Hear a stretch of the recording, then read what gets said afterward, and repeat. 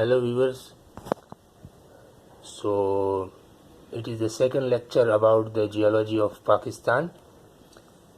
In the previous lecture we have studied about stratigraphy, geomorphology and major mountain series of Pakistan, and a little bit about the gems and mineral source of Pakistan, and our view of the geography of Pakistan.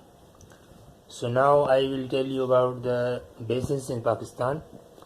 There are two major basins in Pakistan. Number one is Indus Basin, and number two is Balochistan Basin. And the Indus Basin is divided into two parts. Number one is Upper Indus Basin, and number two is Lower Indus Basin. It is divided on the basis of Sargodha height.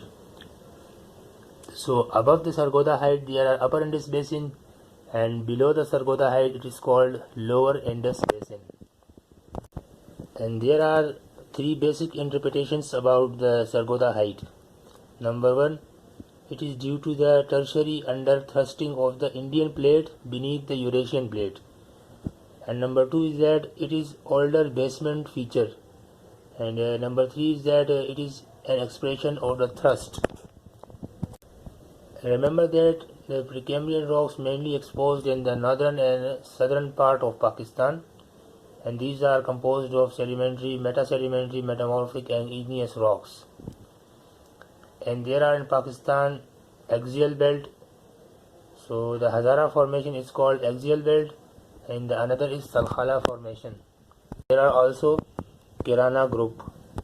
Now I am trying to tell you about Kirana group. It is in the northern part of the Sargodha area in the Kirana hills, and it is consist of phyllite, gneiss and grey quartzite with minor amount of conglomerate. So it is metamorphic rocks, and it is about 12 kilometers south of the town of Sargodha. And the metasedimentary rocks are interlayered with andesite, rhyolite and tuff beds. Their age is about 900 million years, which means late Precambrian. And students, remember that, as I told you in previous lecture, Pakistan is called the Museum of Geology, and the Precambrian rocks are exposed in the Salt Range Formation, and also Precambrian and Cambrian boundary is there in a Salt Range Formation in Kevada Gorge in the Upper Indus Basin, and the district Jhelum area is located in Punjab. Now I will try to teach about axial belt. It is mainly called Hazara formation, and it is in the Abbottabad and Balakot area, which is in the northern part of Pakistan.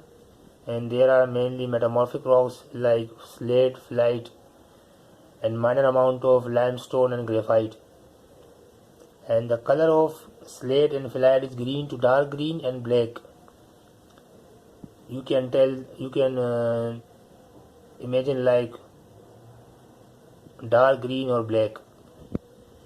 Medium grain sandstone there, and limestone maximum thickness. The thickness of the limestone is maximum about 150 meter to, I think it is about 150 meter. Yes, so the thickness of the limestone is 150 meter in the Hazara formation, and the calcareous phyllite and gypsum range from 80 to 120 meter thickness, found in the southernmost Hazara and Azad Kashmir area. And the southern limit of the Hazara formation is around Attock area and Peshawar Basin, where mainly composed of slate and phyllite and minor limestone. So it is all about the Hazara formation, and now we can overview the Salkhala formation.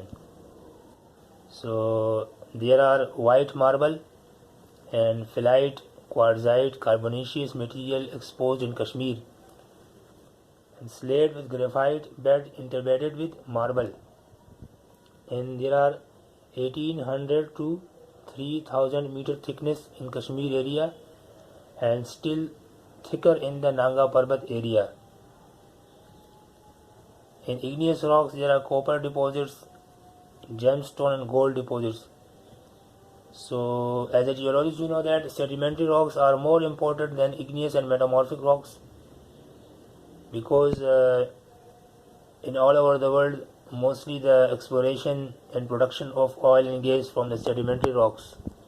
So the sentence about igneous rock, as I have told, that copper deposits, gemstone and gold deposits in igneous rocks. So I mean that it is the difference between, or the importance of, igneous and metamorphic rocks. So we can tell, or we can imagine that sedimentary rocks are more important than igneous and metamorphic rocks, because in sedimentary rocks there are more products than igneous rocks, like oil exploration, gas exploration, and in igneous rock there are copper deposits, gemstones and gold deposits. So it is the overview about the geology of Pakistan in this lecture.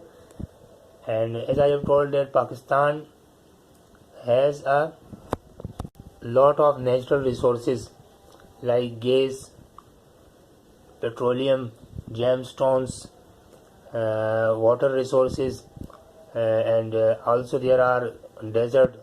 The most famous desert in Pakistan is Thar Desert.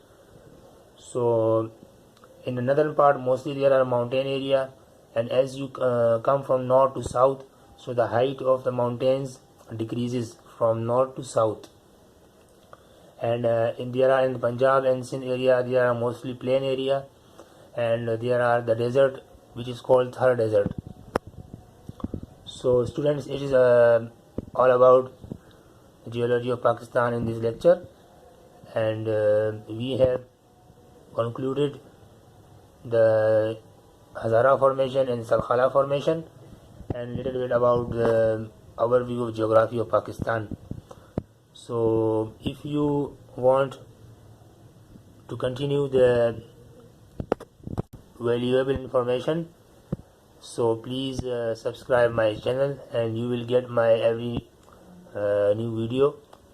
And in the next lecture I will try to cover the natural topography of Pakistan, like geography or natural topography of Pakistan, landforms of Pakistan, and the geographical and geological importance of Pakistan. So let's wait for the next lecture, and I hope you will enjoy all of these information about your studies. And so please like, share and subscribe my channel. Thank you.